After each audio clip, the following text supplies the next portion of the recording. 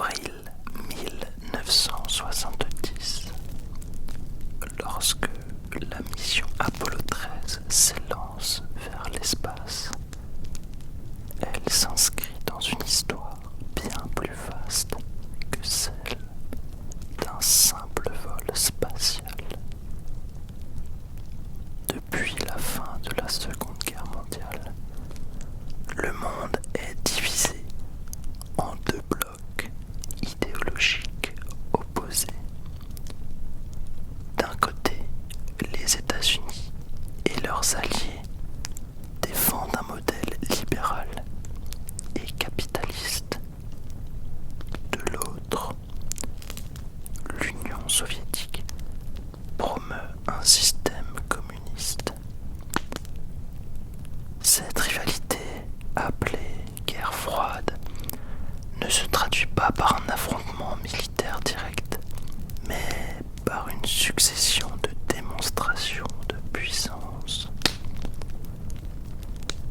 L'espace devient alors un nouveau champ de bataille, à la fois scientifique, technologique et symbolique.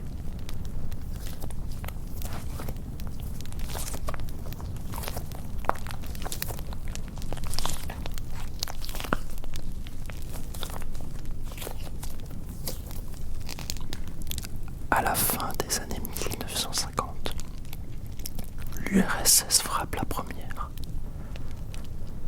En octobre 1957, Sputnik 1 traverse le ciel terrestre en émettant de simples bips radio. Pourtant, ces signaux résonnent comme un avertissement. Pour la première fois, un satellite artificiel tourne autour de la Terre. Les États-Unis prennent conscience que leur rival maîtrise des fusées capables d'atteindre l'espace et donc potentiellement de transporter des armes à très longue distance. L'espace, jusque-là domaine de la science-fiction, devient un enjeu stratégique.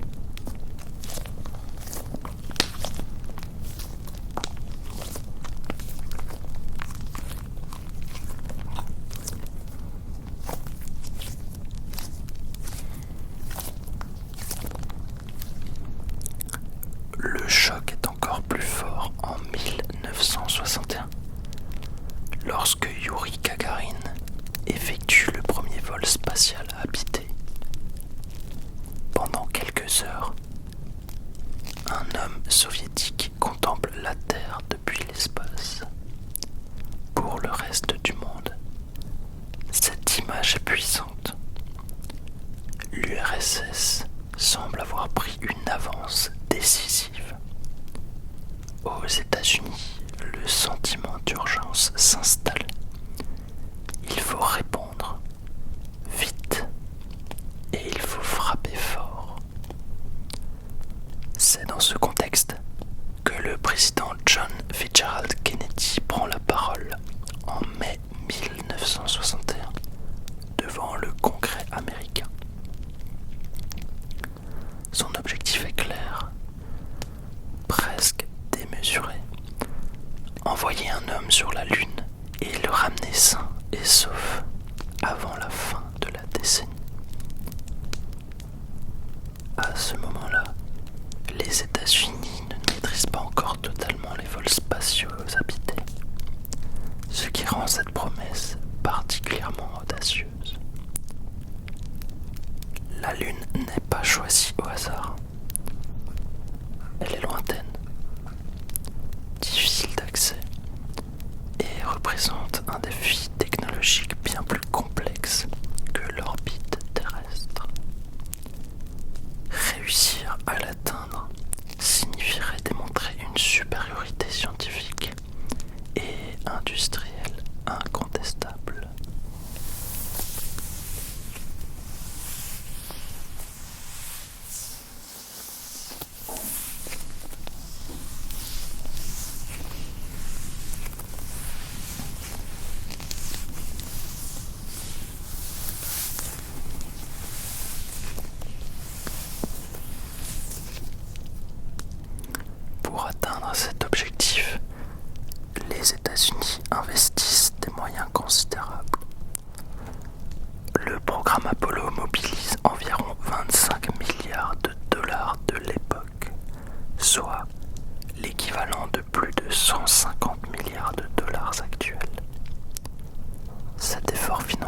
massif.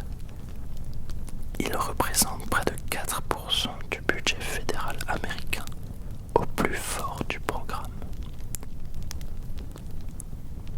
Des centaines de milliers de personnes travaillent directement ou indirectement pour la NASA, dans des universités, des centres de recherche et des entreprises privées. La conquête de la Lune devient ainsi un projet national, structurant l'économie et stimulant l'innovation technologique.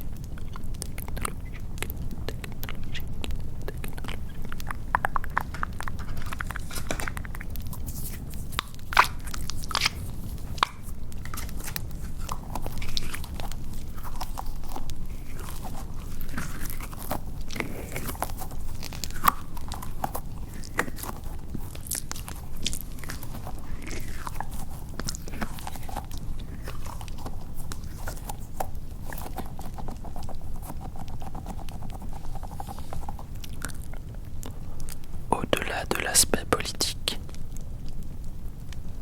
ce programme accélère les progrès scientifiques. Les recherches menées pour Apollo permettent des avancées majeures dans les domaines de l'informatique, des télécommunications, des matériaux, de la médecine spatiale et de l'ingénierie. Les ordinateurs embarqués, bien que très rudimentaires comparés à ceux d'aujourd'hui, sont parmi les plus avancés de leur époque. La gestion des trajectoires, de la propulsion et de la survie humaine dans l'espace repose sur des calculs d'une précision extrême.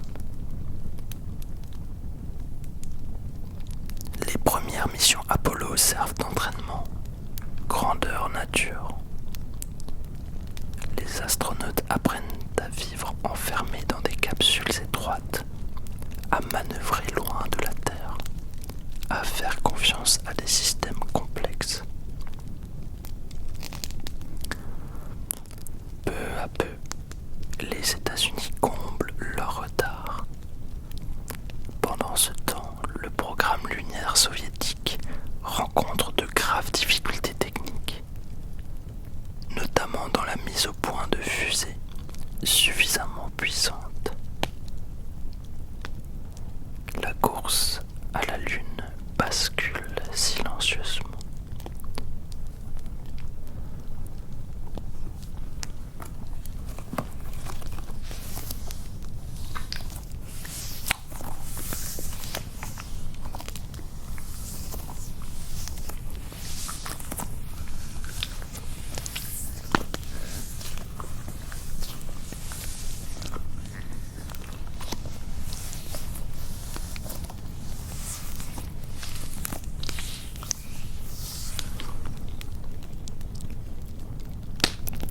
Le 20 juillet 1969, cette course atteint son apogée. Apollo 11 se pose sur la Lune. Lorsque Neil Armstrong descend du module lunaire, le monde retient son souffle. Son premier pas sur le sol lunaire est à la fois un exploit scientifique, un moment d'émotion collective, mais aussi et surtout une victoire politique. Pour les États-Unis, l'objectif fixé par Kennedy est atteint. Pour l'humanité, une frontière symbolique est franchie. La Lune, longtemps observée depuis la Terre, devient un lieu où l'homme a laissé son empreinte.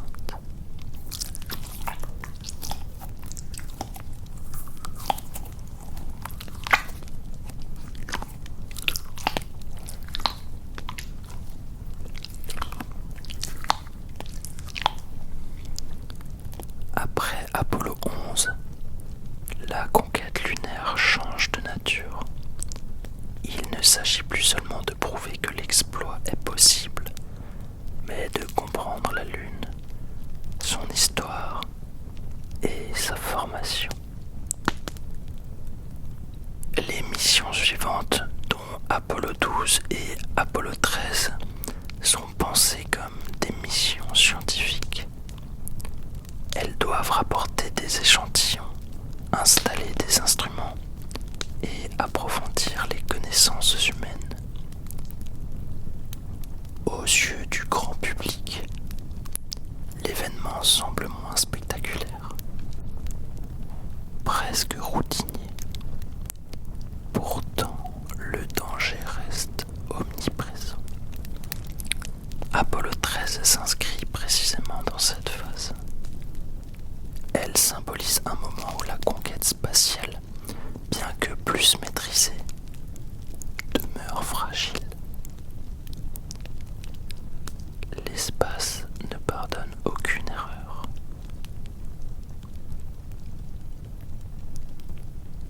Le 11 avril 1970, Apollo 13 quitte la Terre avec une mission qui, sur le papier, ressemble à une répétition presque routinière de ce que les États-Unis savent déjà faire. 2 hommes ont marché sur la Lune moins d'1 an plus tôt, puis 2 autres quelques mois après. La promesse formulée par John Fitzgerald Kennedy en 61 a été tenue, et la conquête spatiale est entrée dans une phase étrange, celle où l'exploit devient presque banal. Pourtant, derrière cette impression de maîtrise, chaque mission reste une expérience fragile, suspendue à des milliers de détails techniques et humains. Apollo 13 va brutalement rappeler cette réalité, non pas par un échec scientifique, mais par une leçon méthodologique, une leçon de sang-froid et d'intelligence collective.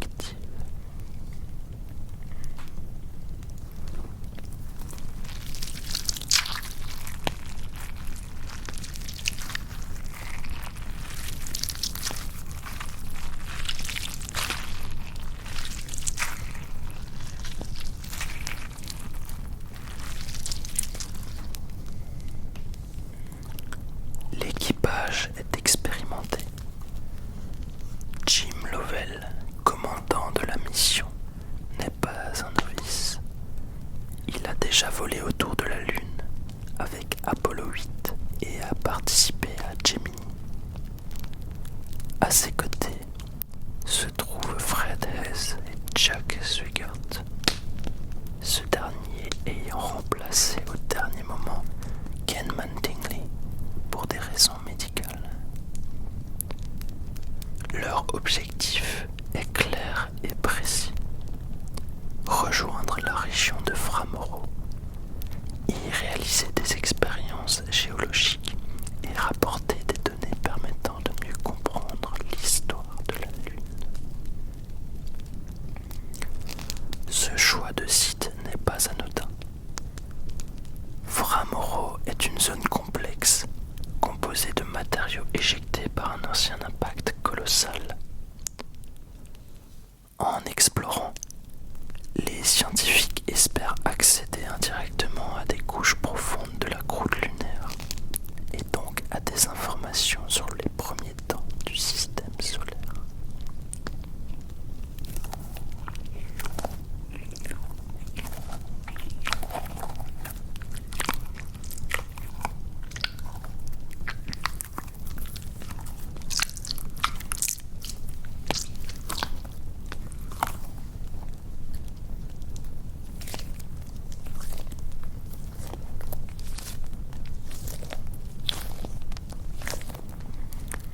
Les premiers jours de vol se déroulent sans incident majeur. Les astronautes effectuent des manœuvres de routine. Ils communiquent régulièrement avec le centre de contrôle s'envole à Houston et réalise des vérifications prévues depuis longtemps. La mission est suivie par des équipes qui travaillent en continu, organisées en rotation. Chaque équipe se concentre sur un aspect précis du vol, comme la navigation ou les systèmes de survie. Cette organisation repose sur une idée simple. Aucune personne seule ne peut maîtriser l'ensemble d'un système aussi complexe. La sécurité du vol dépend donc de la capacité à coordonner des compétences complémentaires et à transmettre l'information sans ambiguïté. C'est au cours du 3e jour de mission que tout bascule.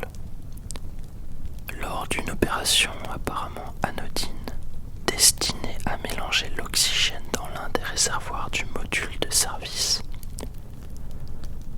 une explosion se produit. Elle n'est pas immédiatement comprise. À bord, les instruments s'affolent. Certaines alarmes retentissent et la tension monte. La phrase prononcée par Jack Swigert, devenue célèbre, n'est pas une déclaration dramatique, mais un constat presque neutre. Quelque chose ne fonctionne plus. Houston, we have a problem. Cette retenue est révélatrice de la formation des astronautes. Ils ont appris à observer avant de conclure et à décrire les faits avant d'exprimer une émotion.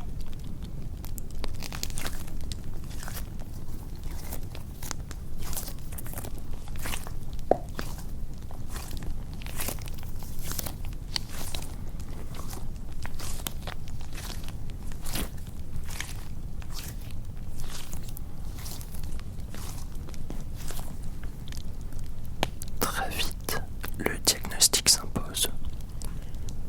Le module de service qui fournit l'électricité et l'oxygène nécessaires à la mission lunaire est gravement endommagé.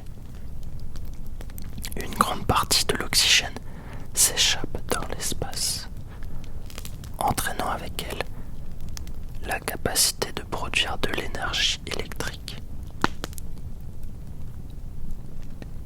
Sans oxygène, il n'y a pas seulement un problème de respiration, mais aussi un problème de fonctionnement global du vaisseau. L'oxygène alimente les piles à combustible et celles-ci produisent l'électricité indispensable à tous les systèmes. En quelques minutes, l'objectif initial de la mission devient irréalisable. Aller sur la Lune n'a plus aucun sens. La priorité absolue est désormais de ramener les 3 hommes vivants sur Terre.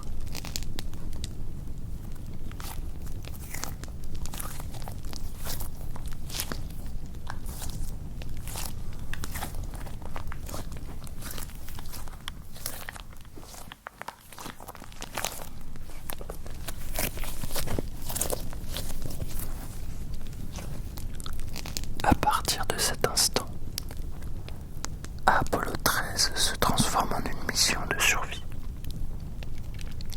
Le module lunaire, initialement conçu pour accueillir 2 astronautes pendant une courte durée sur la surface lunaire, devient une sorte de canot de sauvetage. Il doit désormais maintenir en vie 3 hommes pendant plusieurs jours.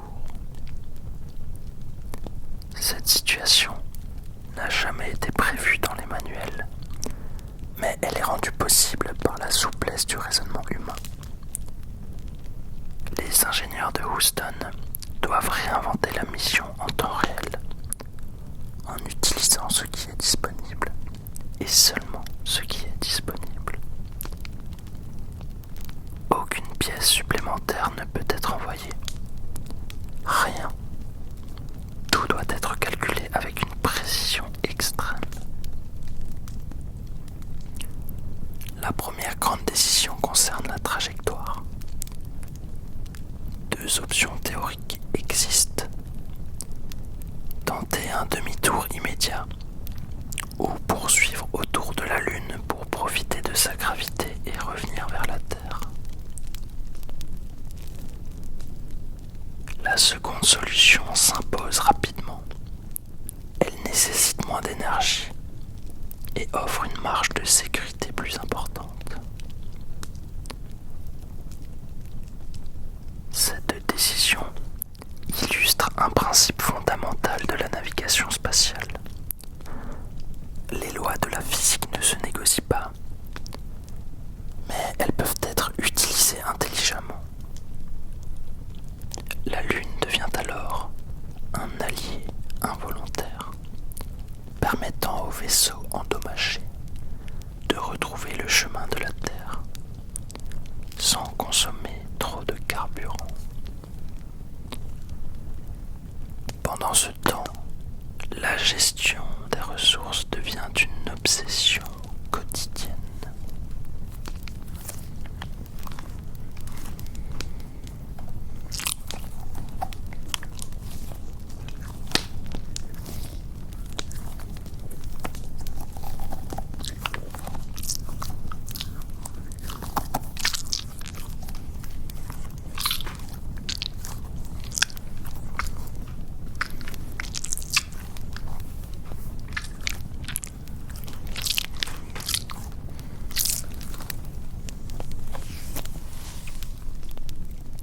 L'eau, l'électricité et surtout l'oxygène doivent être rationnés.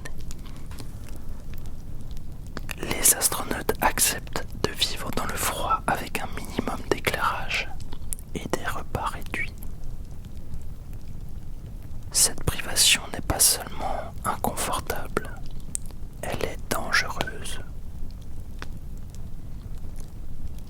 Le froid peut provoquer de la condensation, susceptible d'endommager les équipements, et la fatigue mentale peut altérer la capacité de jugement. Pourtant, l'équipage fait preuve d'une discipline remarquable. Chaque geste est réfléchi, chaque parole est mesurée. La formation psychologique des astronautes, souvent moins visible que leur entraînement technique, joue ici un rôle essentiel.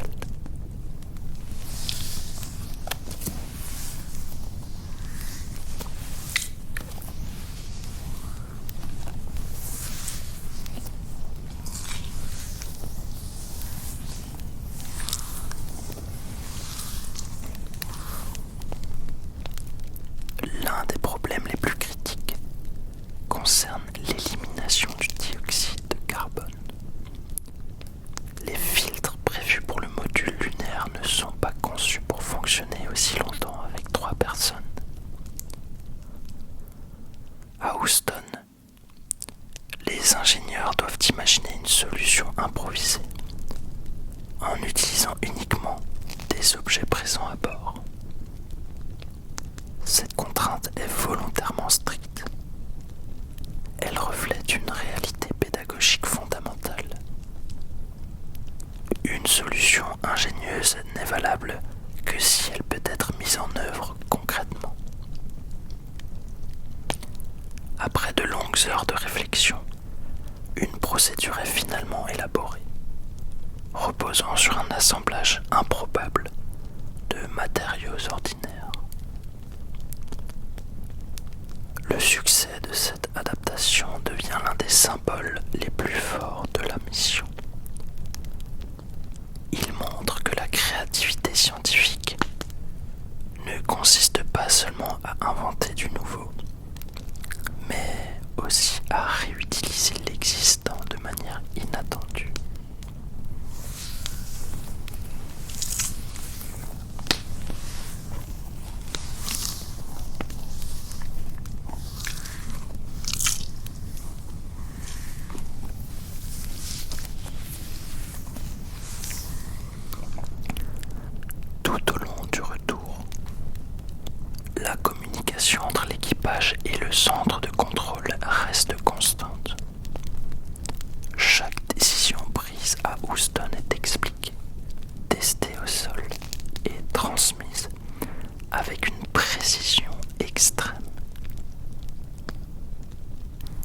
Les astronautes, de leur côté, fournissent des informations détaillées sur l'état des systèmes et sur leurs propres sensations. Cette relation de confiance mutuelle est essentielle. Elle repose sur des années d'entraînement commun et sur une culture professionnelle qui valorise la transparence. Dans un contexte aussi critique, masquer une information ou minimiser un problème pourrait avoir des conséquences fatales. La pédagogie d'Apollo 13 réside aussi dans la manière dont la NASA gère l'incertitude. Les ingénieurs ne disposent pas de toutes les réponses immédiatement.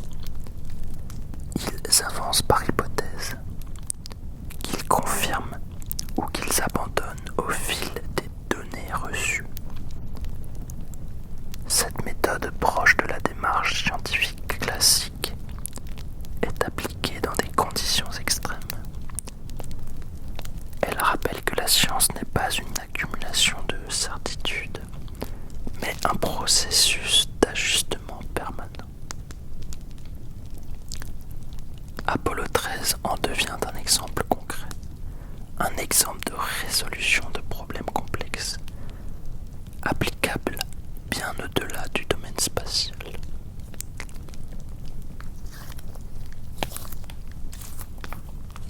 À mesure que le vaisseau se rapproche de la Terre, une nouvelle inquiétude apparaît.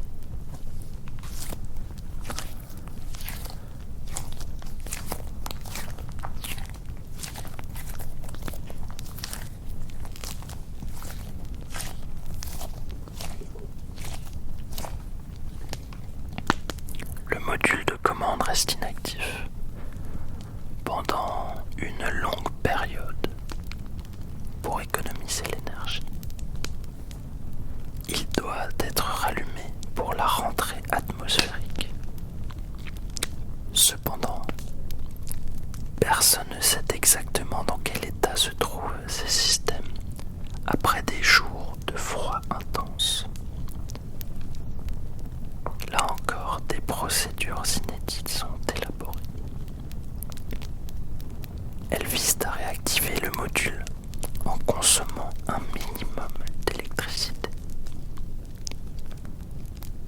Cette phase est l'une des plus stressantes de la mission, car elle conditionne l'issue finale.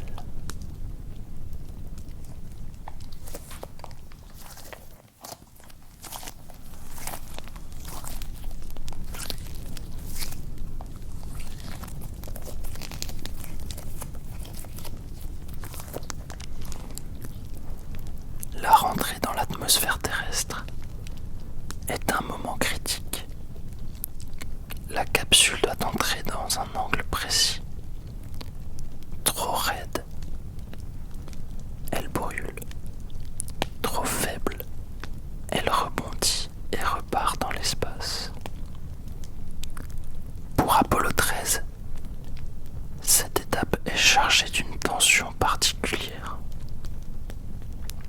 Pendant plusieurs minutes, la capsule est entourée d'un plasma qui coupe toute communication radio. Ce silence est normal, mais il semble interminable. À Houston, les équipes attendent, conscientes que tout ce qui pouvait être fait l'a déjà été. Ce moment illustre une autre dimension pédagogique de la mission. L'acceptation des limites du contrôle humain. Car il existe toujours une part irréductible d'incertitude. Lorsque le contact radio est rétabli et que la capsule est localisée dans l'océan Pacifique, le soulagement est immense. Les 3 astronautes sont vivants. Certes, la mission n'a pas atteint son objectif scientifique initial, mais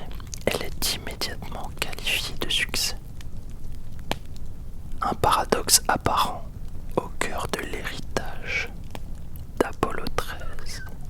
N'hésite pas